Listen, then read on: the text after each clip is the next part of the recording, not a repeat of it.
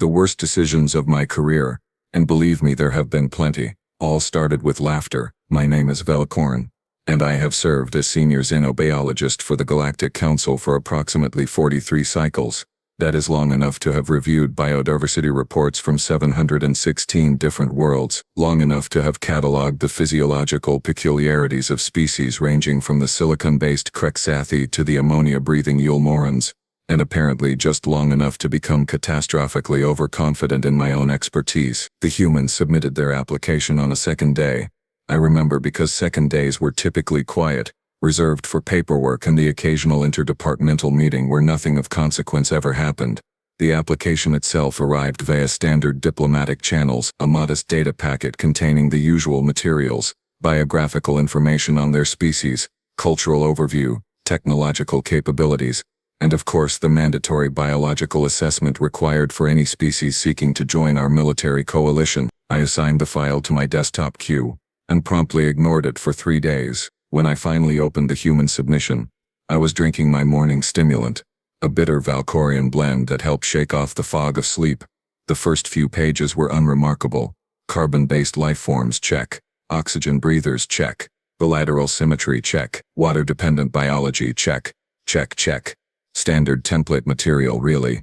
Nothing I had not seen 1,000 times before. Then I reached the environmental parameters section. I actually snorted stimulant through my nasal apertures when I read their homeworld gravity specification, 9.8 meters per second squared. I wiped the liquid from my face and read it again, certain I had misunderstood.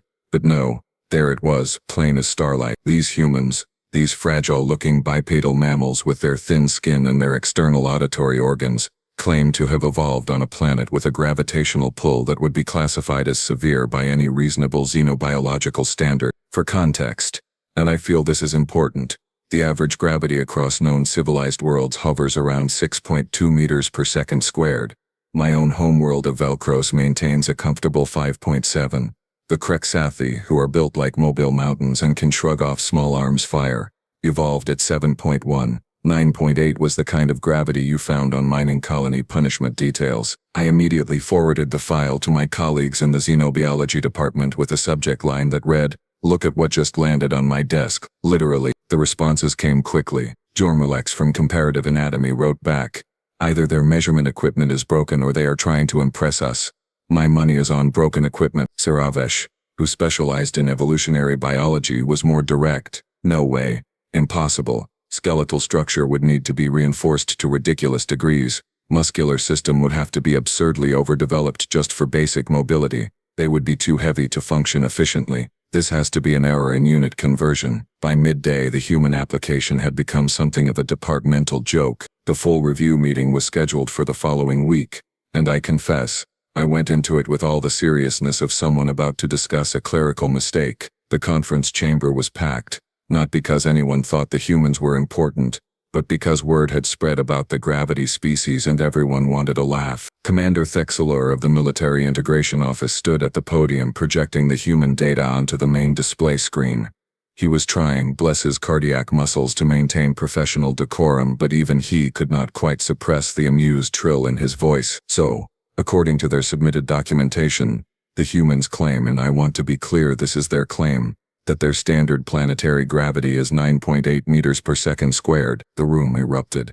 Not just polite chuckling, mind you, but full-throated table-slapping laughter. Representative Kilnara from the Heptaran Union actually fell out of her seat. The mineral delegate, whose name I could never properly pronounce, made a sound like rocks grinding together in what I assumed was his species' equivalent of hysterical amusement. Perhaps, Jormulex called out from his seat, they measured gravity while standing on their largest moon. More laughter. Or perhaps, Saravesh added, her tongue flickering in mirth, they accidentally calculated the gravitational pull of their entire planetary system combined. The laughter intensified. Even I joined in. I am ashamed to admit. It seemed so obvious that this was simply a measurement error, a mistake made by a species new to interstellar protocols, unfamiliar with our standardized units. It happened sometimes. Young civilizations got confused during first contact procedures. Nothing malicious, just inexperience. Commander Thexelor raised his appendage for silence, wiping moisture from his optical organs. In all seriousness, we need to send this back to them for correction. We cannot process a military application with such blatantly incorrect environmental data. It throws off all the baseline calculations for equipment, rations, habitat requirements, everything. I nodded in agreement. I will have my junior analyst Throp send a diplomatic request for clarification. Probably just need them to recalibrate their instruments to our standard measurement protocols. Make sure the message is polite, Thexler added. We do not want to embarrass them too badly. First contact situations are delicate, of course, I replied, already mentally composing the gentle correction. I will frame it as a routine verification process. The meeting adjourned with everyone in good spirits, convinced we had identified and would soon resolve a simple administrative error. I returned to my office, filed the human application under pending clarification, and assigned Throp to handle the follow-up correspondence. Busy work for a junior analyst.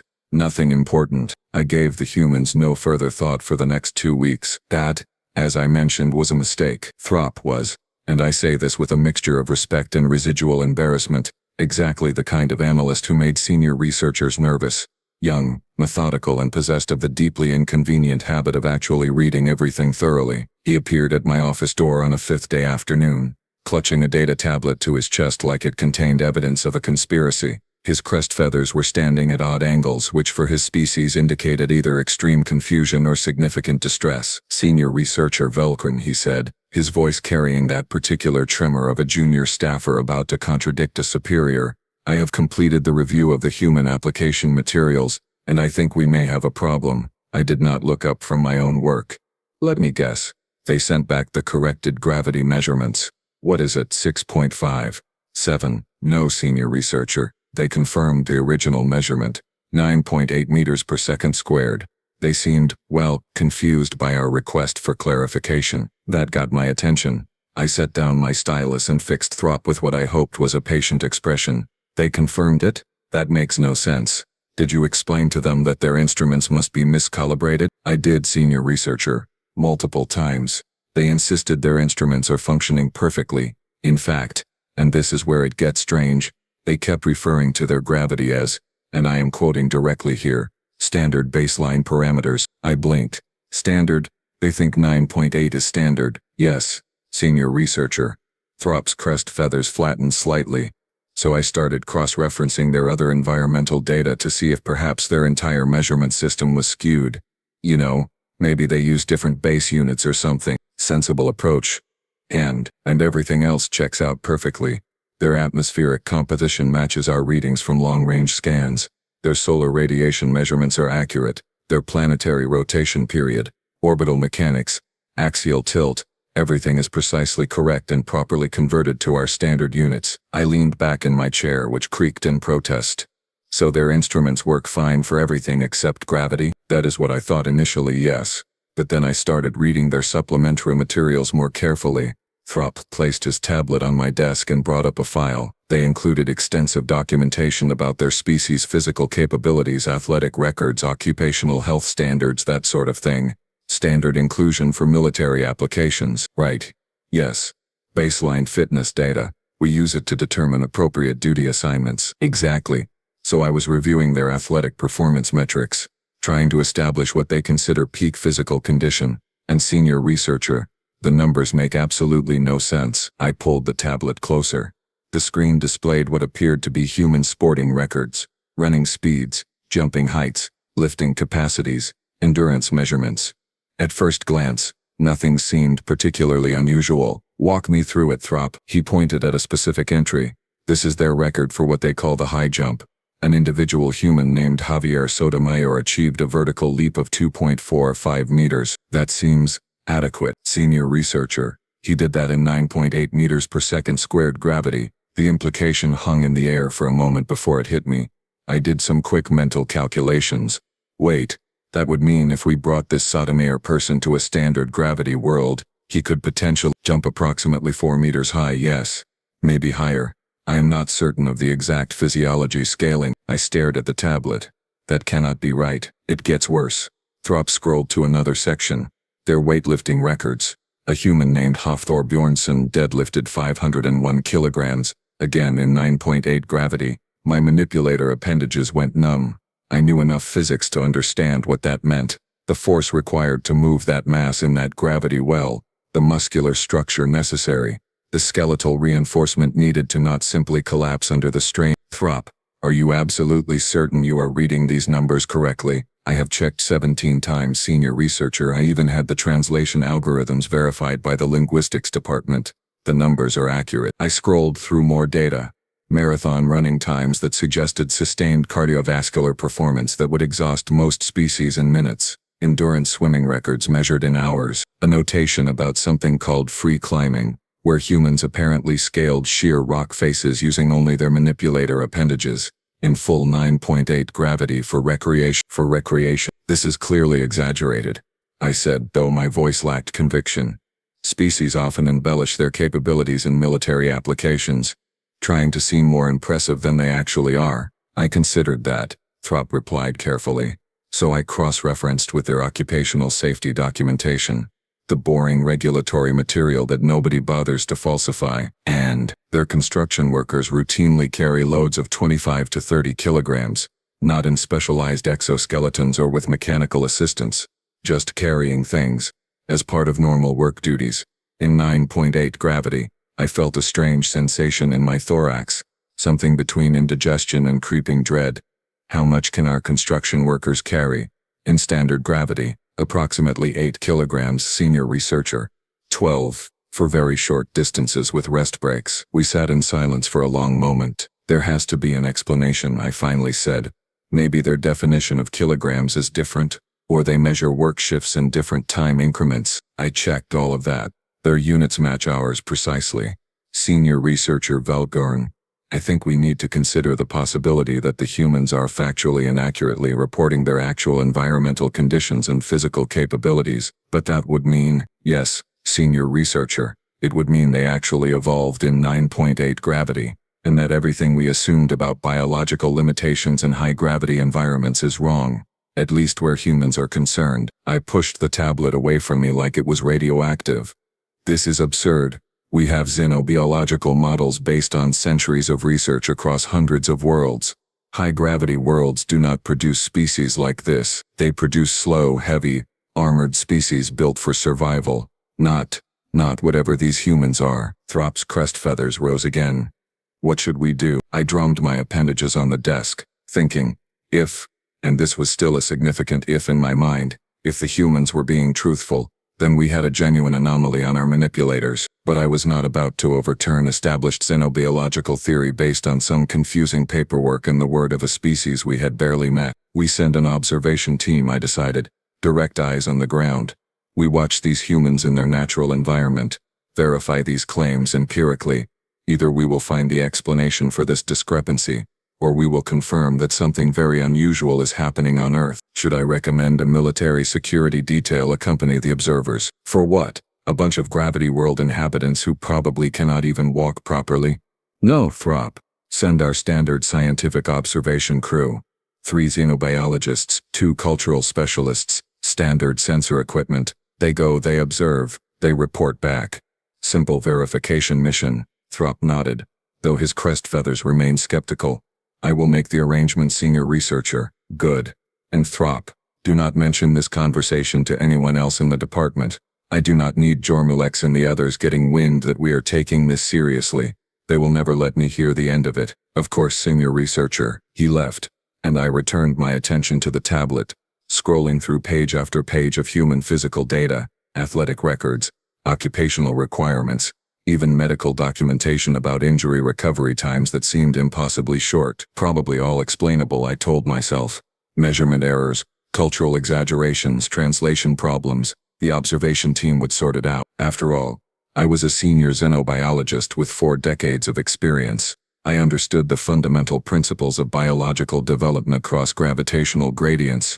There were rules, established patterns, predictable outcomes. The humans were just another data point, nothing to worry about. The observation team's first transmission came 3 days after they entered Earth orbit, and the audio quality was terrible because the lead observer, a Heptaran named Quillix, kept forgetting to hold the communicator steady. His appendages were shaking. Senior researcher Velkran, I need you to understand, we have been observing a human military installation for the past 16 hours and the entire team needs to file an emergency report because nothing And I mean nothing in our training prepared us for what we are witnessing. I was in the middle of eating my midday meal and nearly choked on it.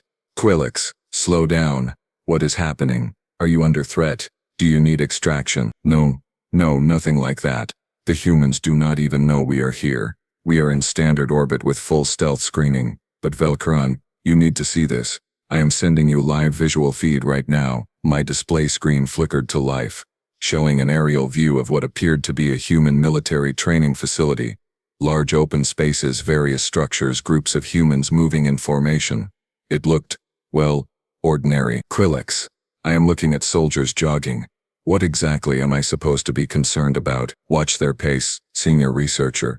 We have been timing them. I observed the humans running in neat rows, their bipedal gait steady and rhythmic. They appeared to be moving at a reasonable speed, nothing exceptional. They have been maintaining that pace for 42 minutes, senior researcher. Non-stop. In full 9.8 gravity. My meal suddenly lost all appeal. That is, are you certain your chronometer is functioning? We have checked it 8 times. And Velkorn, they are not even breathing hard. This is their warm-up exercise. They call it a warm-up. On screen, the humans came to a stop. A larger human, presumably an instructor, began demonstrating something. He dropped to the ground, extended his body parallel to the surface, and began raising and lowering himself using only his upper appendages. What is he doing? They call them push-ups, senior researcher. Watch the counter display we have added. Numbers appeared on my screen. 1, 2, 3. The human continued the motion with mechanical precision. 10, 20, 30. He showed no signs of slowing. 40, 50, 60. How many is he going to do? The standard requirement for passing their basic fitness evaluation is 42 of these, senior researcher. This particular instructor performed 130 yesterday. For fun, he told the other humans he was bored.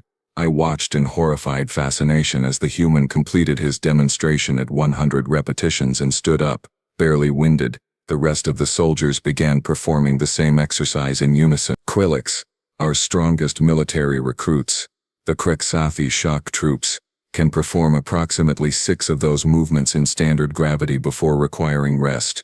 You are telling me average human soldiers do 42 as a minimum standard? That is exactly what I am telling you, senior researcher.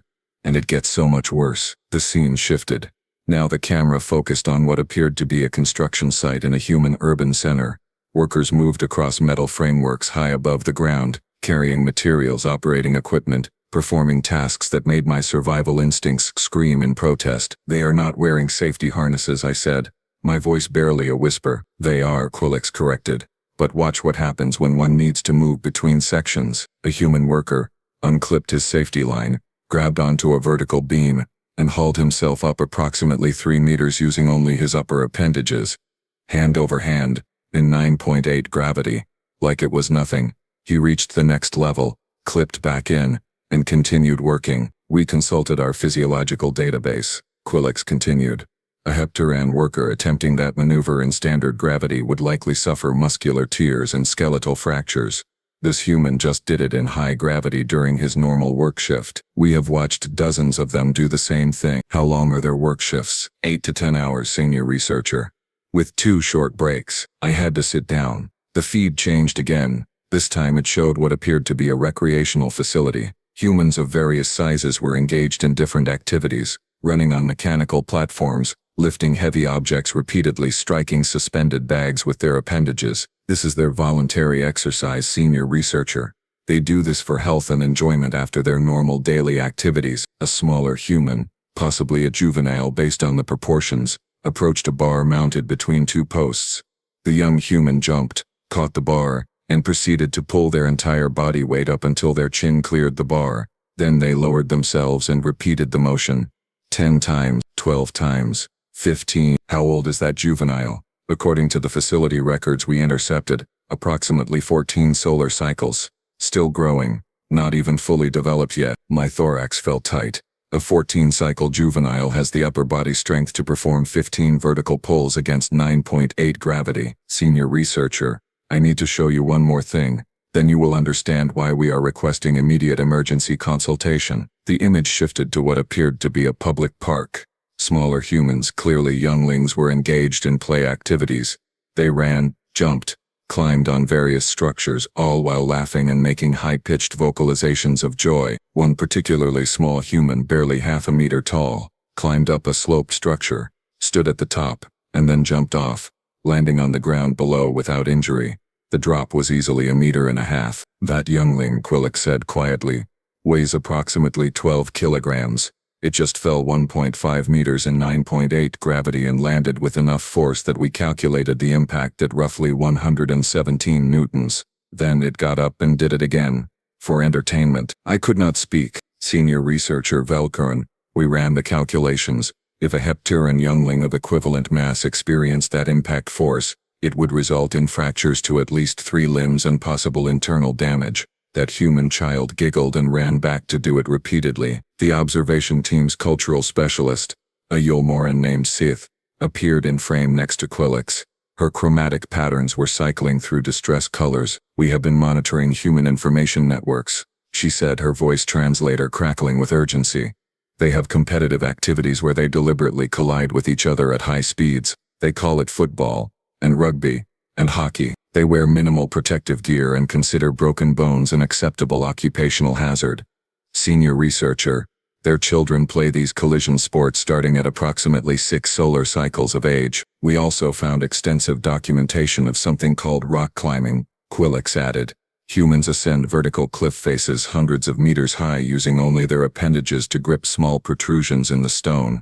Some of them do this without safety equipment at all. They call it free soloing and they do it voluntarily. I stared at the screen, watching a human youngling approximately 8 cycles old, successfully navigate across a series of elevated platforms, swinging from bar to bar, demonstrating grip strength and spatial coordination that would be remarkable for an adult of most species. We need comprehensive analysis, senior researcher. We attempted to calculate the baseline force requirements for normal human daily activity. Walking, standing, sitting. Basic manipulation of objects. The numbers they are beyond what we thought possible for a species of their mass and structure. Quillix pulled up a data chart on the transmission. A human standing still is constantly exerting force against 9.8 gravity. Their skeletal system is under continuous load. Their muscular system is engaged just to maintain posture. Every single movement they make requires force outputs that would exhaust most galactic species within minutes. And they do this every single day, for their entire lives. Starting from the moment they learn to walk as infants. What is the comparison to our baseline, I managed to ask. Senior researcher. An average human exerts more force just getting out of bed in the morning than a Velcrosian does during an entire standard work shift. Their resting metabolic rate is elevated to compensate for the constant energy demands of existing in high gravity. They are, for lack of a better term, biological pressure-forged organisms. Every single one of them. Sith's colors shifted to deep purple, indicating severe concern. We intercepted communications from their military command discussing potential deployment schedules for coalition operations. Senior researcher. They were debating whether to inform us that our standard gravity environments might be, quote, too easy and potentially lead to training degradation for their soldiers. Too easy, I repeated numbly. They are concerned that operating in normal gravity will make their troops less effective because they will not be working hard enough. Senior researcher Velkuren. We need to abort this observation mission and return immediately. The team consensus is that we have severely, catastrophically underestimated what these humans are capable of. If they join the coalition military and we deploy them without proper understanding of their capabilities, Quillix's image leaned closer to the camera. Senior researcher. Imagine a Krexathi shock trooper. Now imagine that trooper could move twice as fast, hit 3 times as hard, and maintain combat effectiveness 4 times as long. Then imagine an entire species of them. That is what we are looking at. The humans are not just another member species. They are going to fundamentally change the strategic balance of the entire coalition. I looked at the data streaming across my screen. Performance metrics, force calculations, endurance measurements, all of it painting a picture that contradicted everything I thought I knew about evolutionary biology and high-gravity environments. Compile everything, I said finally. Every observation, every measurement, every calculation. Prepare a full emergency report for the Galactic Council. I will schedule an immediate session. Should we continue observations? I watched another human child, this one barely 5 cycles old, climb up a piece of recreational equipment that stood at least 3 times their height, negotiating the structure with confidence and capability that seemed impossible. Yes, continue. But Quillix, From now on, assume nothing about human limitations. If they claim they can do something, believe them. We cannot afford any more miscalculations." The transmission ended, and I sat alone in my office, surrounded by decades of xenobiological research that suddenly felt completely inadequate. Throp had been right. We had a problem. The Galactic Council chamber had never felt so small, and I had never felt so exposed. Every seat was occupied, every species representative present. The circular hall, designed to accommodate gatherings of over 200 delegates, was packed beyond capacity. Word had spread that the human application review involved something significant, though I had carefully avoided specifying exactly what that something was. They were about to find out. Commander Thexler called the session to order, his expression grim. He had reviewed the observation team's report before anyone else, and I watched him age approximately 5 cycles in the span of that reading. "Esteemed delegates," he began, "we are here to discuss the human application for coalition military membership. Senior researcher Velkoron will present updated findings following our recent observation mission to Earth. I must warn you, the information you are about to receive contradicts several fundamental assumptions we have held regarding biological limitations in variable gravity environments." The murmuring started immediately. I saw Jormulex lean forward in his seat, curiosity written across his features. Saravesh's tongue flicked in what I recognized as anticipation of vindication. She had been arguing for weeks that something about the human data was genuinely anomalous. I stood, activated the primary display, and decided to simply rip the bandage off. The humans were telling the truth. Earth's gravity is 9.8 meters per second squared. They evolved there. Everything in their application is accurate. Silence. Then Representative Kilnara laughed. That same dismissive sound from our first meeting. "Belborn, surely you are joking. No species could possibly, the physiological requirements alone would be—" "I will show you," I interrupted, bringing up the first comparison chart. The display showed a simple bar graph. Human baseline strength on one side, averaged across all major galactic species on the other. The human bar was approximately 3.7 times larger. This represents the force output an average human can generate with their upper appendages in a simple lifting motion. As you can see, it exceeds our composite average by a factor of nearly 4 to 1. "That has to be a measurement error," someone called from the back. I pulled up video footage. A human construction worker casually hoisting a metal beam that massed 40 kilograms onto his shoulder, walking with it across a construction platform, setting it down, then returning for another. The timestamp showed he had been doing this for 6 hours. No error. This is standard human occupational activity. I cycled through more videos. Human athletes performing vertical jumps that would be impossible for most species even in reduced gravity. Human soldiers completing obstacle courses that looked like torture devices. Human children playing games that involved deliberate physical collision. The council chamber had gone completely silent. "Here is the critical data point," I continued, pulling up the most damning chart. "This shows the continuous force load experienced by a human body simply existing in their native gravity, compared to the maximum sustainable force load our strongest species can endure before physiological breakdown occurs." The 2 lines on the graph were almost identical. "What you are seeing, esteemed delegates, is that a human doing absolutely nothing, just standing still and breathing, is experiencing force loads equivalent to what a Krexathi shock trooper endures at maximum combat exertion." Representative Thornax of the Krexathi delegation stood abruptly. "Impossible. You are saying these fragile-looking mammals are somehow equivalent to our warriors?" "No, Representative Thornax. I am saying they are superior. Your warriors are adapted for strength in standard gravity. Humans are adapted for survival in what we would classify as a Category 4 Deathworld." That term, Deathworld, sent a ripple through the chamber. "Deathworld?" Kilnara's voice had lost all its humor. "Belkorn, are you seriously classifying Earth as a Deathworld?" The observation team made that determination based on established criteria: high gravity, volatile weather patterns, significant seismic activity, aggressive predator species, disease vectors, and a biosphere that is actively hostile to most forms of life. By our own classification system, Earth scores a 4.2 out of 5 on the Planetary Hazard Index. I pulled up images of Earth's native fauna, creatures called sharks, with rows of serrated teeth, reptiles called crocodiles, ambush predators that could generate bite forces exceeding 16,000 newtons, insects called wasps, that injected venom as a defensive measure, microorganisms that caused rapid tissue breakdown. The humans did not just evolve on this planet, I said quietly. They conquered it. They rose from prey species to apex predator through sheer evolutionary pressure. Every threat their world presented they adapted to overcome, and then because apparently surviving was not challenging enough, they invented competitive sports where they simulate combat and injury for entertainment. Saravesh was the first to ask the obvious question. What does this mean for their military application? Commander Thexler stood, his posture radiating a resignation I had never seen from him before. It means that every strategic calculation we have made regarding force deployment, combat effectiveness, and defensive capability is now obsolete. A single human soldier, operating in standard gravity, will have physical capabilities exceeding our best warriors by a significant margin. They will be faster, stronger, and able to sustain combat operations far longer than any current coalition forces. You are recommending approval? The question came from High Chancellor Mivix, the ultimate authority on coalition military matters. I am recommending immediate approval with full integration privileges, Thexler replied.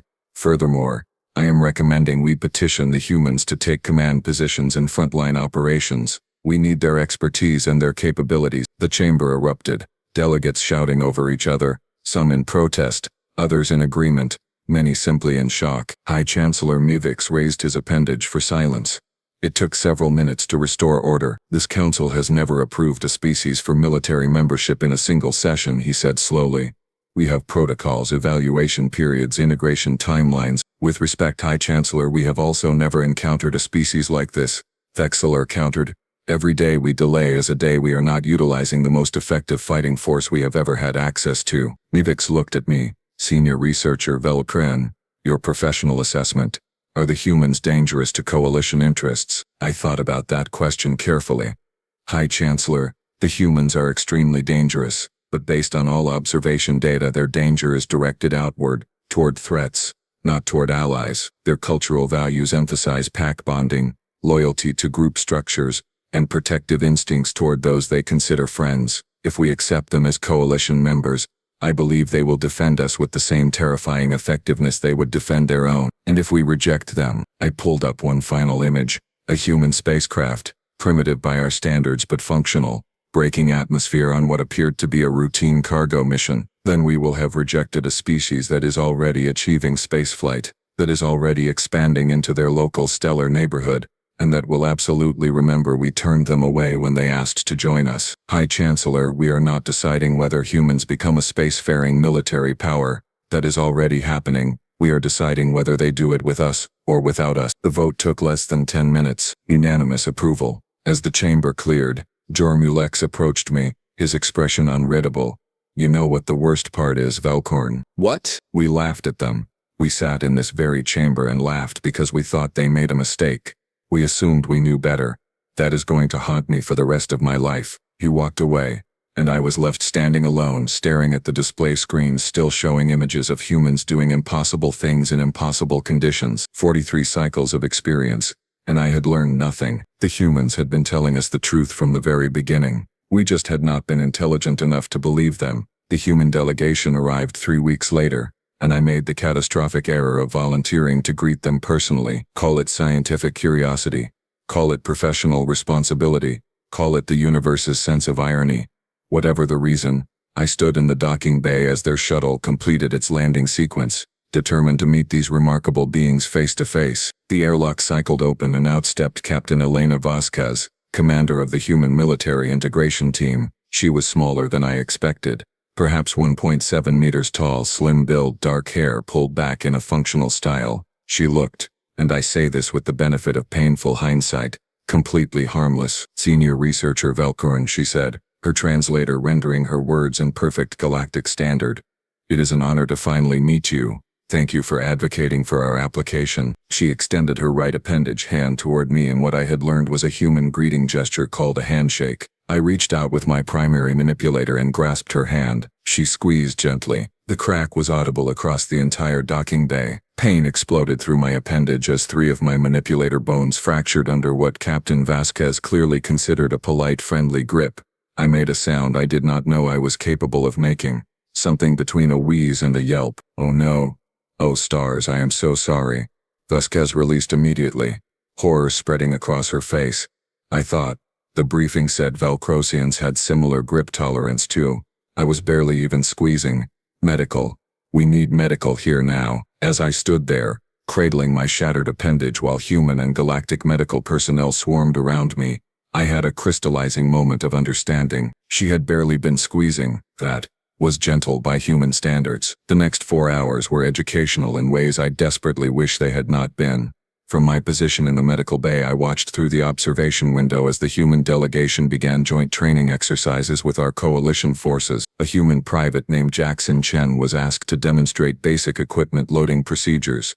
He picked up a supply container that required a full Krexathi loading crew, massing approximately 80 kilograms, and carried it up a ramp by himself. When asked if he needed assistance, he looked confused and responded, "No ma'am, this is pretty light actually." Lieutenant Sarah Kimathi performed what humans called a standing long jump during mobility assessments. She cleared 4.3 meters horizontally from a stationary position, in standard gravity, landing with perfect balance. The previous coalition record for that maneuver was 2.1 meters, held by a species specifically evolved for jumping. Sergeant David Okonkwo was observed during a routine physical fitness evaluation performing an exercise called a pull-up, where humans suspend themselves from an overhead bar and raise their entire body weight using only their upper appendages. He completed 57 repetitions before stopping, not from exhaustion but because the evaluator ran out of space on the recording form. But the moment that truly ended my denial, the observation that crystallized just how fundamentally different humans were from every other species in the coalition, came during a cultural exchange event later that afternoon. A human family had been invited to the integration facility, part of a diplomatic outreach program. The parents were discussing settlement logistics with our civilian administration staff. Their daughter, a child named Amy who could not have been more than 7 solar cycles old, was playing in a designated area while the adults talked. I watched as little Amy approached a piece of equipment that had been left out, a standard issue ammunition container used for small arms munitions. Empty. It massed approximately 15 kilograms. Our safety protocols required 2-person teams to move them, even when empty. Amy picked it up, with both hands, yes, but she picked it up, carried it across the room, approximately 6 meters, and set it down next to another container so she could use both as stepping stools to reach a water dispenser. A 7-cycle-old human child had just casually performed a task that would require mechanical assistance for most adult species in the coalition. She then climbed onto her makeshift step arrangement, filled a cup with water, climbed down and returned to her coloring activity, completely unaware that she had done anything remotely unusual. Captain Vasquez noticed me staring. She approached carefully, clearly terrified of injuring me again. "Senior Researcher Velkorn, I want to apologize again for your appendage. I have been reviewing Velkorn's physiological data, and we the entire human delegation, needs better training on appropriate force modulation for interaction with other species." "Captain," I said quietly, my pain medication making me perhaps more honest than was wise, "do you know what the most frightening thing about your species is? Our strength? Our endurance? No, it is that you have absolutely no idea how strong you are.